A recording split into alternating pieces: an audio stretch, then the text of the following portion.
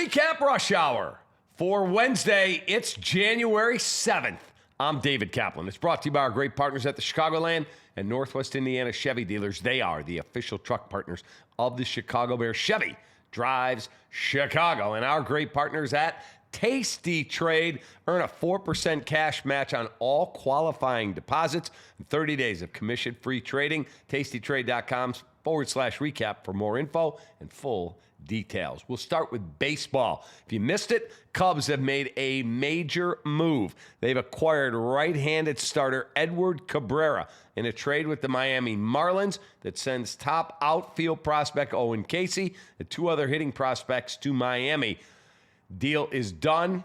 It is official. Medical hurdles have all been signed off on. Now, let me just tell you, there'll be a Cubs podcast tomorrow, a Cubs recap podcast. Gordon Whitmire and I will chop it up over this deal, but let me give you a quick thought on it. You gave up your number one outfield prospect and two lower-level prospects. This is an outstanding deal for Jed Hoyer. You have 3 years of team control with Edward Cabrera. His only flaw is he's had some blister problems and has spent some time on the injured list. Nothing structurally wrong with him. Medicals all checked out. Edward Cabrera could be your number one starter. It is a huge addition for the Chicago Cubs. Bears on the practice field again today at Hallis Hall in Lake Forest.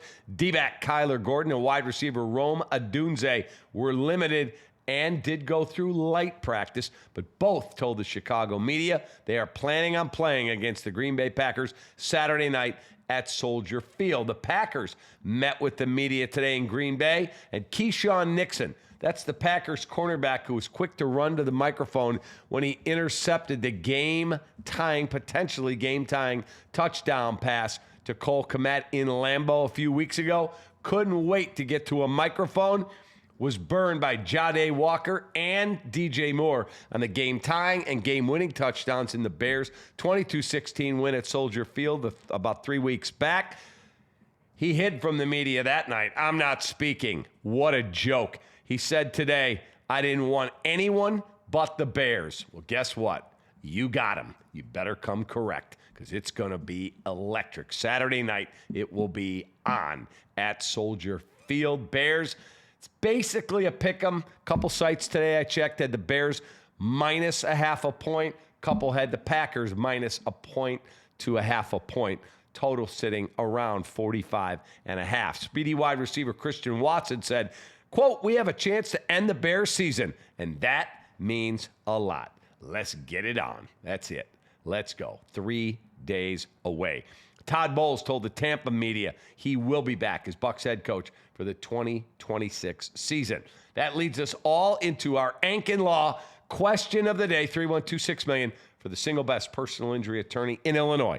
He is the award-winning Howard Ankin, AnkinLaw.com. With the Cubs acquiring high-end starter Edward Cabrera from the Marlins while giving up their number one prospect and outfielder Owen Caissie, it is a clear sign they are not done improving their team for the 2026 MLB season. So I ask you this in our Ankin Law question of the day. What is the next big move the Cubs should make and why? Best response, you'll get a gift card to Lou Malnati's. Go to LouMalnati's.com for a location near you. Our Four Seasons heating, air conditioning, plumbing, and electric stat of the day. You got to hear this one. April 12, 1998. I was actually at the christening for Tommy Waddle's young daughter at the time. She's now married. Kerry Wood made his major league debut. I was in my car listening to it before the christening start. True story.